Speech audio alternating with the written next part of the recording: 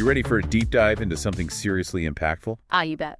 We're about to unpack Project 2025, a plan hatched by the Heritage Foundation, a conservative think tank that could dramatically reshape the U.S. government. This isn't just a collection of policy proposals. It's a blueprint for a massive shift in power dynamics, potentially impacting everything from education and healthcare to our fundamental rights. And here's why you should care. Project 2025 isn't just some theoretical idea. It's a plan that could be implemented very soon, especially if certain candidates win the upcoming election. Absolutely. The Heritage Foundation is very clear about their ambitions. They want their plan to be enacted rapidly and with little pushback. Okay, so let's cut to the chase. What's the big idea behind Project 2025, and what makes it so controversial? It boils down to a significant centralization of power. The plan envisions a much stronger executive branch, with the president holding more authority than Congress or the courts. Essentially, they want to diminish the checks and balances that are supposed to keep the government accountable. So less checks and balances, more executive branch calling the shots. Precisely.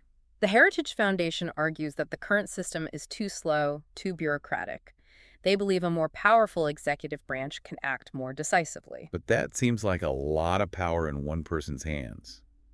And history, well, hasn't always been kind to that kind of setup, right? There are definitely unsettling parallels to authoritarian regimes throughout history. Imagine a government where the president can basically make decisions without much pushback. That's what Project 2025 is aiming for. Okay, that's not the kind of historical lesson we want to repeat. Indeed. Remember, Project 2025 isn't just about policy changes. It's about restructuring the government itself, giving the executive branch far more control over how things function. So if they want to centralize power, what does that mean for all those federal agencies? They envision a major overhaul. Some would be drastically restructured, and others, like the Department of Education, would be eliminated completely. Wait, they want to get rid of the Department of Education. Like, poof, gone. What happens to public schools? That's a big question, and the plan is to shift funding to states with a focus on school choice programs like vouchers and charter schools. So less federal oversight, more state-level control. Sounds good on paper, but... But it raises significant concerns about educational equity. Will all students have a fair shot at a good education, especially those in less affluent areas? What about students with disabilities who rely on federal protections? That's a whole other can of worms. It seems like this whole plan is about setting off chain reactions and not necessarily the good kind. And we're just getting started. Project 2025 doesn't stop at education.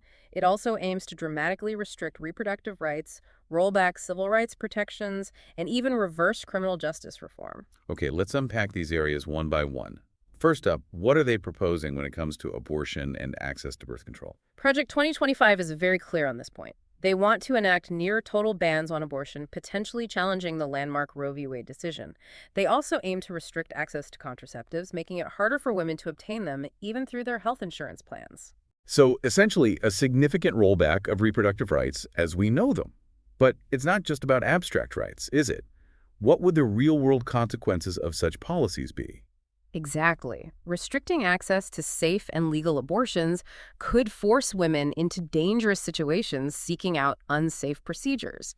It also raises serious concerns about women's health and their ability to make decisions about their own bodies and futures. And let's not forget the economic impact. Being forced to carry an unwanted pregnancy to term can derail education and career plans, potentially trapping women in cycles of poverty. Precisely. The potential consequences are far-reaching, impacting women's health, their economic well-being, and their overall autonomy. It's a stark reminder that the decisions made in the halls of power have very real repercussions on people's lives. It's a lot to process, and we're not even done yet. We've talked about their plans for education and reproductive rights. What about their stance on civil rights? What does Project 2025 mean for historically marginalized groups? This is where things get particularly concerning. Project 2025 advocates for dismantling diversity, equity, and inclusion, DEI initiatives, claiming that these programs actually promote reverse discrimination. Hold on.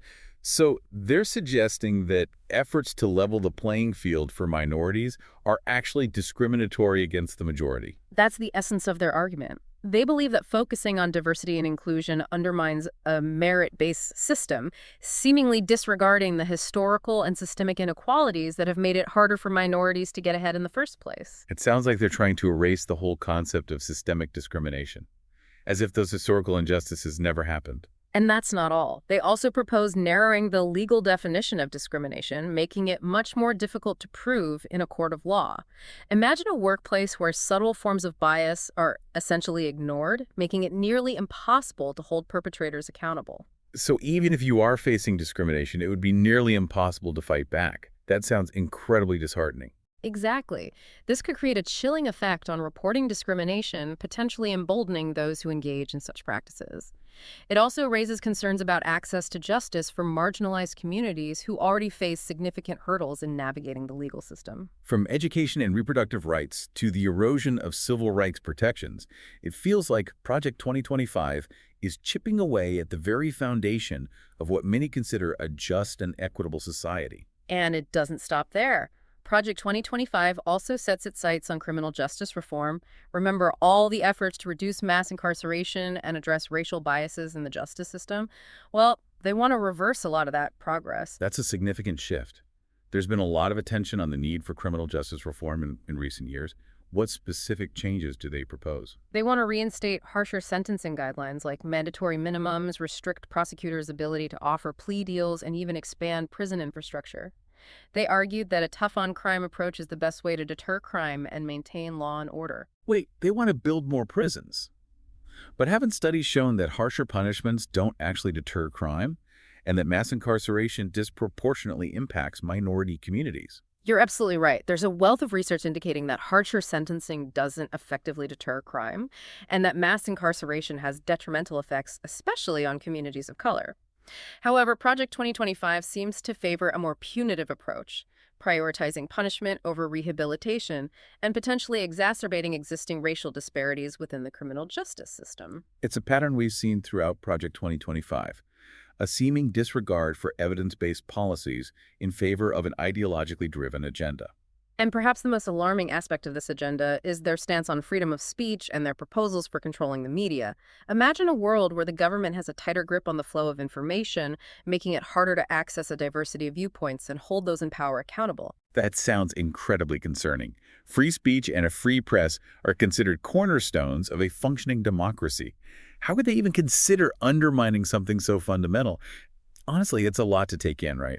It feels like Project 2025 is this, unstoppable force. Yeah, I get it. It's daunting when you consider how big their plans are, But thing is, history's full of these movements that seemed powerful, but totally flopped. Really? Because they underestimated the people they were trying to control. Often, yeah. And there's already pushback against Project 2025, and it's coming from all sides. We're talking civil rights groups, environmental organizations, even teachers' unions, everyone. So it's not just individuals who are worried, it's whole organizations with resources and lawyers and all that. Exactly. They're gearing up for a fight. They're planning legal challenges to block the worst parts of Project 2025, especially the stuff that violates basic rights. So court battles are definitely on the horizon. For sure. And they're not just banking on the courts either. They're putting out these public awareness campaigns, getting their members fired up, putting pressure on lawmakers. It's like a multi-pronged attack. Fight them in the courts, fight them in the streets, fight them everywhere. Exactly. And don't forget about the economic angle. Oh, right. Are businesses pushing back at all? Oh, yeah. A lot of businesses, especially those that are into diversity and inclusion, really concerned about Project 2025. They know rolling back civil rights and worker protections, that's bad for business. So you've got individuals, organizations, businesses. Sounds like a pretty broad coalition forming against this thing. And let's not forget about us, regular people. The more people understand what's going on, the louder they speak out, the harder it'll be to actually implement this plan. That's where we come in, right? It's on us to stay informed, spread the word. 100%. Knowledge is power. Okay, so what can people actually do? What are some concrete actions? Get involved. Support those organizations that are fighting for what's right. Civil rights, social justice, environmental protection, a free press. Donate, volunteer, amplify their message. Put your money where your mouth is. Exactly. And vote. Local, state, national, all of it. Who we elect makes all the difference. Like you were saying before, it all comes back to that balance of power. Yeah. Our system of checks and balances is under threat here. It's up to all of us to defend it. This is a lot to think about. It is, no doubt. Yeah. But it's important stuff. Project 2025, it's a wake-up call. Democracy needs us to stay vigilant, to participate, fight. And even when it seems bleak, there's always hope, right? Absolutely. There are always people fighting the good fight. We just got to join them. I love that. So there you have it, listeners. Project 2025. Yeah. It's a plan, but it's not a done deal. It's a fight for the soul of America, really. Yeah. But it's a fight we can win. We stay informed, get involved, never give up hope. That's it for this deep dive. We'll be back soon with more.